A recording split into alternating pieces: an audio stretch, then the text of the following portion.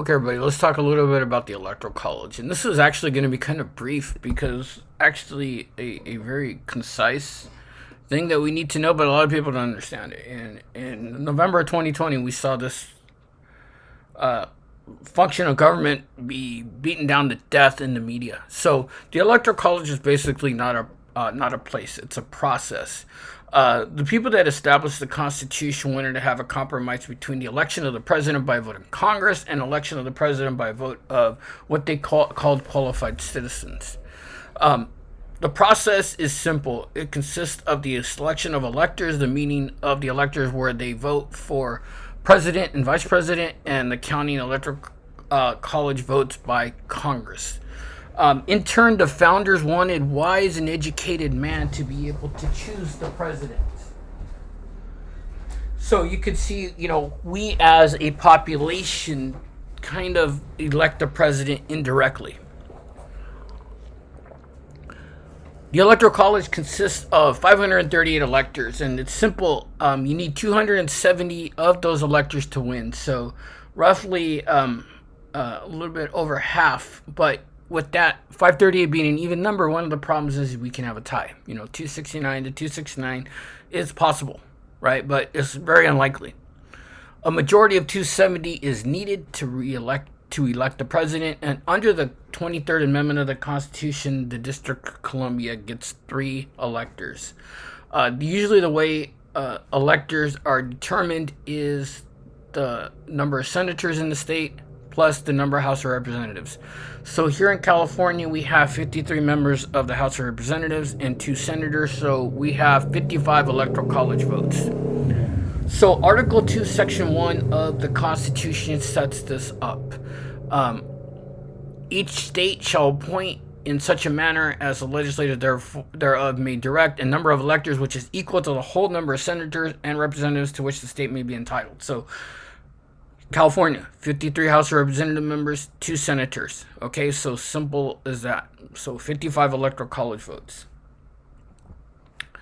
The political parties are going to nominate electors at their state party convention, and whoever wins the majority in the popular vote in that state will win all the electors in that state other than 2 states, and we'll talk about that in a minute. So in California, if the Democratic candidate wins the popular vote in California, they get all 55 Electoral College votes, and each candidate will have their own unique slate of potential electors as a result of this process. So the Democrats will choose 55 people in California, the Republicans will choose 55 people in California, the Libertarians will choose 55 people in California, and whoever candidate wins the popular vote in that state gets all of the electors. So that's very important to understand. So Biden won California in 2020, and as a result, he got all of the 55 California electoral votes that were available. Now,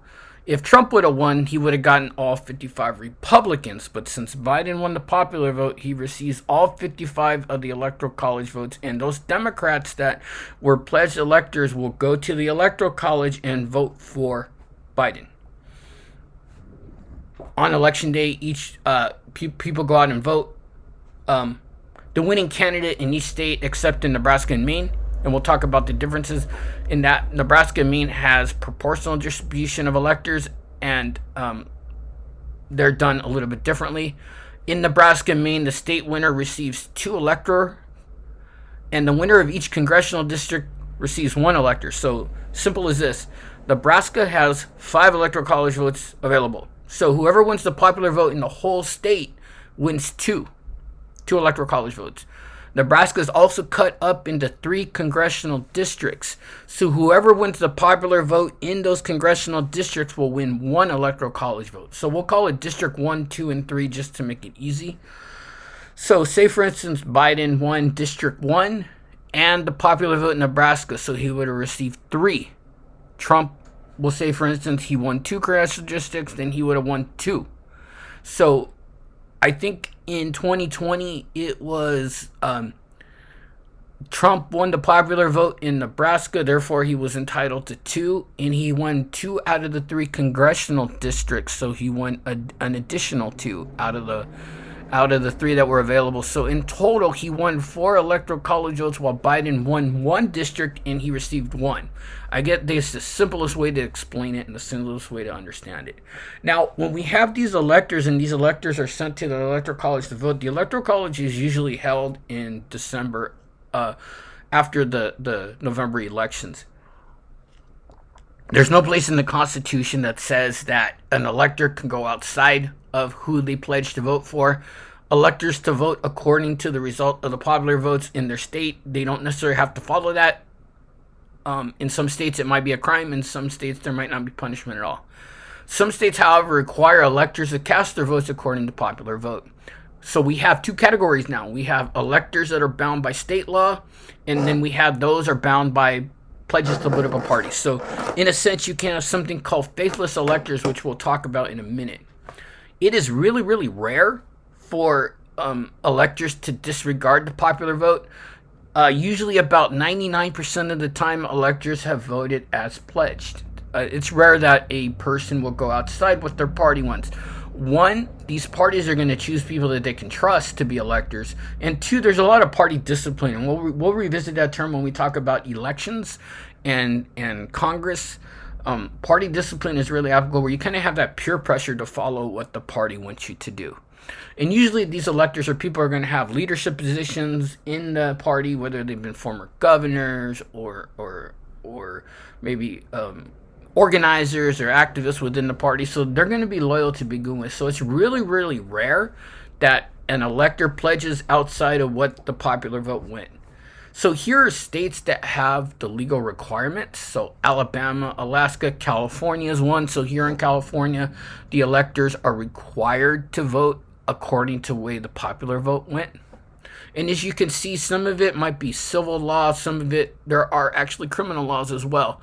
Michigan, your violation council's vote, an elector is replaced. New Mexico, it's a 4th-degree felony to go outside of what the pledged vote was. North Carolina, violation council's vote, elector is replaced, and you're fined $500. So you can see here where there's some penal things that may happen and some punishments that may happen out of that. Now, here are the states that have no legal requirements. So say I'm an elector from New York, right? And the Democrat wins and I am chosen as a Democratic elector. I can still conceivably go vote for the Republican, even though that's not likely. But I could still have the ability to do that and not face any type of criminal backlash. Now, I may face excommunication from the party, or I may face some backlash from the party, but just remember that in these states there's no legal requirement, but for the most part it doesn't really matter, because people are going to be very loyal to the party to begin with. Now, when we come from 2012 to 2016, what states did the Democrats lose in the Electoral College? Well, they lost Florida, Ohio, Iowa, Pennsylvania, Michigan, and Wisconsin. And we also had some faithless electors in Washington. So in total, they lost 107 Electoral College votes, which were roughly an aggregate total of about 77,000 votes. So 77,000 people decided the election in 2016. Now, when we come up to 2020 and kind of look at some of the issues that were raised in 2020, obviously we had the pandemic. We had the economy that was a little bit perilous because of the pandemic, some concerns with racial inequality, and some of the rhetoric coming out of the Trump administration. So in 2020, what states did the Republican lose from 2016? Well, we have Georgia, which was a surprise, Arizona, which was a surprise, Pennsylvania, Michigan, and Wisconsin weren't really that much surprises, as they had swung traditionally Democrat before. We had one district in Nebraska, and in total, the Republicans lost 72 Electoral College votes.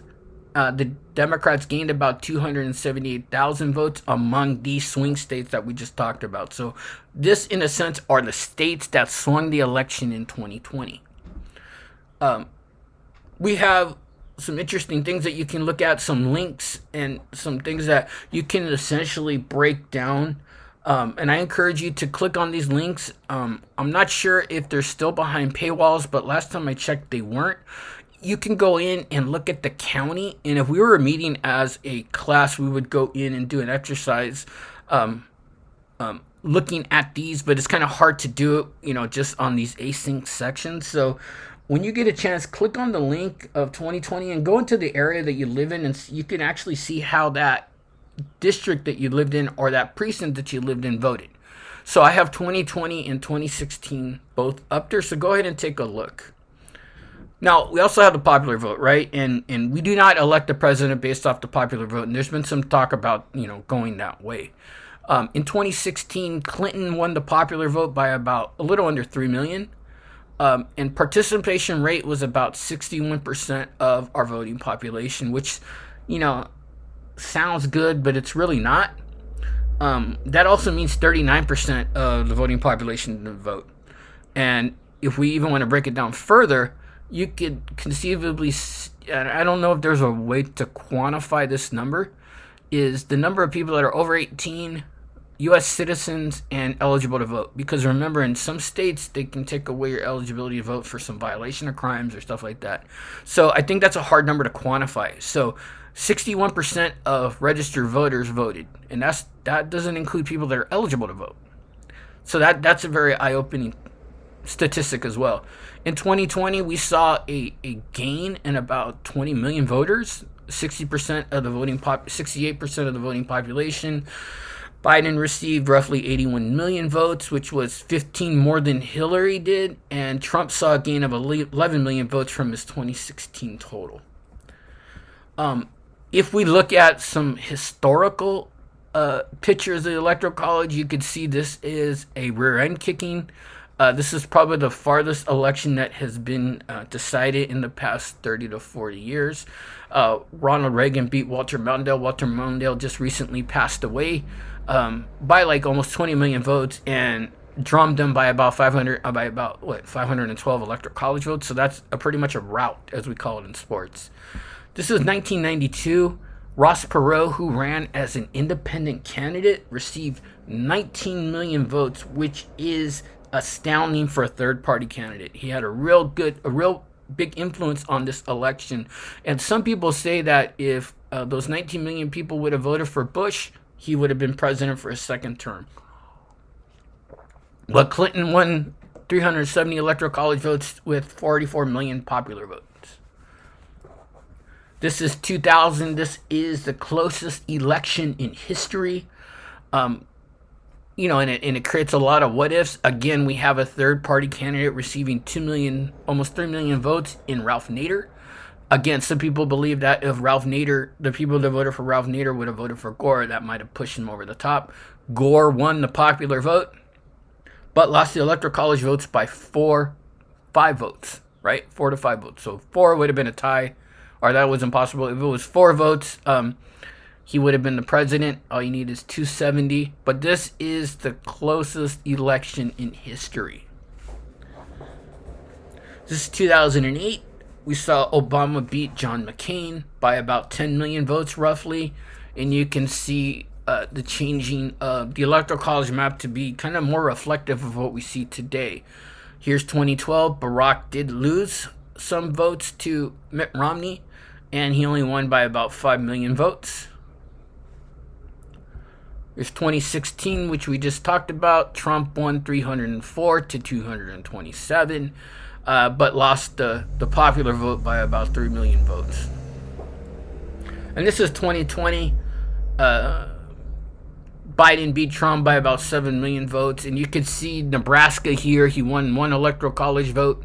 Maine, Trump won 1 Electoral College votes. These are the ones that are divided up into districts. And remember, 2 goes to the overall winner of the popular vote, and in each district that a candidate wins, they receive 1 Electoral College vote. And remember, that's only in Nebraska and Maine only. This is a nightmare situation that I came up with. This is 269 to 269. So as you can see, it's very possible that this could happen. Is it likely? No. But I always say it's feasible and it's possible. And especially with some of the redistricting that is going to be happening in the next year or so. Remember, the census came out. California actually lost an Electoral College vote. Texas gained 1. So, it's possible that these numbers might be a little bit more flexible than in the past. But it's really interesting to see what would happen if this situation came about. And in this case, the House of Representatives would choose the president. And I don't even want to think of the potential, maybe violence or stuff that might come out of this. As you can see, it's a really, really odd scenario that could possibly happen. Okay, so what I want you guys to remember is specifically going back to this stuff and focus on how these electors are allocated, right? Remember, it's the number of senators that you have plus the number of House of Representatives that you have. So every state is going to have two senators, but the House of Representatives are going to be a little bit different. So remember, California, 2 senators plus 53 House members, so we have 55 Electoral College votes. Also remember, the District of Columbia has 3 Electoral College votes as well, even though they're not technically a state, right? And there's been push for statehood for DC, which we'll get on into maybe later in the summer. But I want you guys to understand, 538, 270 to win. Know about Maine and Nebraska and read this a little bit more, and then go into these links and take a look at the area that you live in and how they voted, and go through each state and look at large city versus rural areas. Generally see blue versus red there. You'll see more blue in urban areas as opposed to red in rural areas. So go ahead and take a look at that, and if you have any questions, definitely let me know.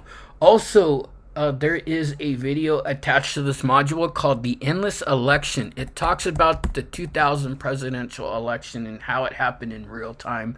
And if you guys thought 2020 was crazy or 2016 was crazy, wait till you see 2000. A lot of you might not have been born yet. So take a look at it. It's a CNN documentary, and it's about half an hour. And what it really does effectively is it gets a bunch of famous news people, and they go over that day. They go over the election in 2000 and what happened and what was going on through their minds at that time. So go ahead and take a look at that, and we will talk soon.